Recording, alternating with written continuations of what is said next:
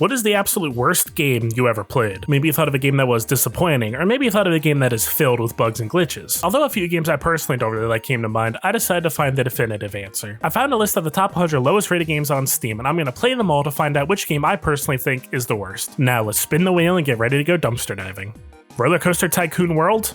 Let's get right into it. One of my pet peeves in video games is when the main menu is way too cluttered, and this game is the perfect example of this. The largest box here is solely dedicated to the game bragging about how many features they recently added, while the exit and settings buttons are just thrown in the corner. I click on play and I immediately get sent to a level select screen. It looks like I have to work on the campaign for a bit before I'm allowed to go into sandbox mode. After a minute and a half of loading, a minute of which the game was stuck at 100%, we finally get our first taste of the game. Apparently, we were selected as a high roller investor because we have the highest excitement rating. Here our job is to try and build. Alright, can we chill with all the fireworks? It's the middle of the day, who are you trying to impress? As I was saying before I was so rudely interrupted, the first mission is relatively simple. I learned how to move, how to place paths and rides, and before you know it, we win. Hooray. I played through a couple more missions, and I can honestly say that the tutorial is one of the worst I've seen in a while. The instructions are, for the most part, extremely specific on what you need to do to proceed. This tutorial teaches you about how to assign your workers to specific zones for them to patrol, and specifies that you need to hit the flag icon to assign patrol routes. This is really nice for people so they don't have to randomly click tabs until they find the right area to go to. However, it doesn't tell you how to actually make a patrol route. I had to redo my routes several times because the game would just decide that I wasn't allowed to keep making my route without telling me why. Was this because the paths were damaged? Did I hit the maximum route length? Who knows? Placing anything in this game is also very annoying since the grid system just constantly fights you every step of the way. Placing any kind of building led to the game trying to rotate it to face a random direction, and sometimes the game forced you to try to build on a spot that it knows is impossible while never explaining why you can't build there. It also doesn't help that when you do manage to place a building in the right spot, then oftentimes the game still glitches out and removes some nearby pathing for no reason. The main draw of RollerCoaster Tycoon World has always been the roller coasters though. In this tutorial mission, we start off with a template roller coaster that we have to modify to fit the various criteria that the game gives you. First, the game wants you to lower the intensity of the roller coaster below 5. I can do that. It looks like all the red parts of the coaster are where it's very intense with an overall rating of 5.1. Let me just straighten these curves at the end of the track and see what happens. Alright, well we got rid of pretty much every intense aspect of the ride and the intensity barely moved. I can't make the curve here shorter because the game built it right next to the parking lot, so that's not going to work. I try to make the curve more gradual so that the overall force is spread out over a longer period of time, and that doesn't work. Eventually, I just make half of the coaster into one long ramp, and somehow that gets rid of almost all the intensity. I continue to play around with the roller coaster since it's the most fun I've had in the game so far, but it feels like the game's still way too restrictive. In order for your roller coaster to be in action, it needs to pass a test to make sure that the roller coaster can get through the entire track and it can stop peacefully at the end. If your roller coaster doesn't meet this criteria, then it fails and you have to fix the track and try again. How do you do this test, you ask? You have to just sit through and watch the roller coaster do an entire cycle. This is also the only way to figure out the actual statistics of the roller coaster, like safety and intensity, meaning that the only way to figure out your roller coaster's score is to sit through a test run. It took me dozens of attempts to get the score where the game wanted it because I didn't understand what the game considered to be too intense or too boring. You just have to change one part of your coaster, sit through the test, and hope that you can move on. And yes, I do know that you can fast forward the time, but some of the longer roller coasters still seem to take forever even at the fastest speeds. Aside from placing and maintaining your rides, you can also spectate all the guests around your park. The animations of the guests look weird and stilted, and the AI love to just randomly walk around from place to place without really interacting with your park. You can also get insights as to how each of your guests feel at the park. You can see their personal likes and dislikes, and a whole bunch of information that is, in my opinion, kind of worthless. There's no reason why I have to know how one guy feels about the park. I mean, it's not like I'll have to build my own theme park just to please one random guy, right?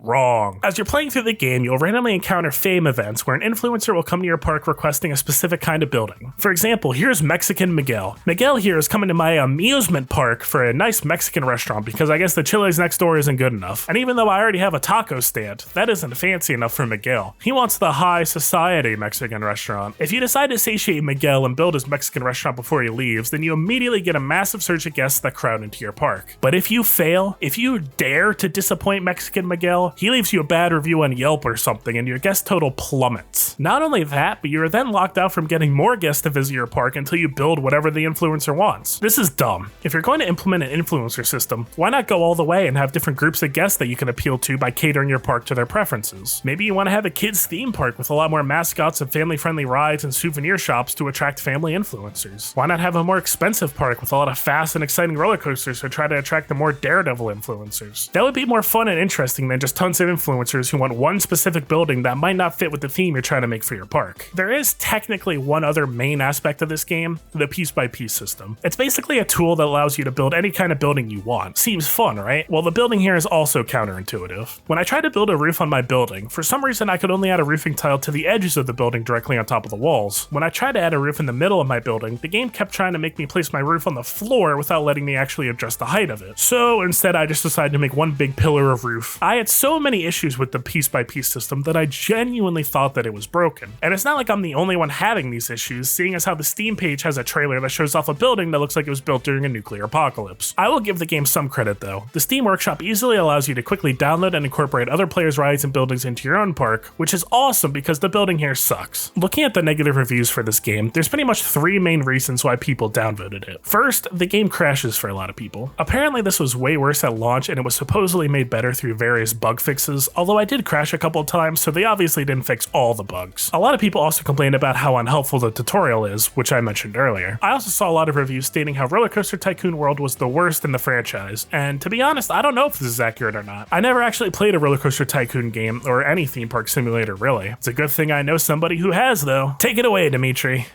Hey, I'm the guy that makes those Harvest Moon videos and disappears for months on end to edit videos. I'm a huge fan of management and simulator games. In particular, I played the RollerCoaster Tycoon games on my very old translucent plastic Windows 98 computer. You know the one. At a glance, this game seems to have everything I remember from that game. You can still theme your park, manage how your money is spent, and stalk your various guests. But then the game just had to add all this extra bullshit that no one cares about. I think the biggest example of this is the influencer system. All the influencer system does is add one really loud and obnoxious person that just wants a single thing, and then they leave. I personally think this should have just been scrapped altogether. Speaking of scrap, the rides look so annoying to build. I personally didn't care all that much for roller coaster building in the previous games, but it was at least tolerable. Overall, I'd say Josh hit the nail on the head with just how awful this game is. Anyways, that's enough out of me. Back to the star of the show.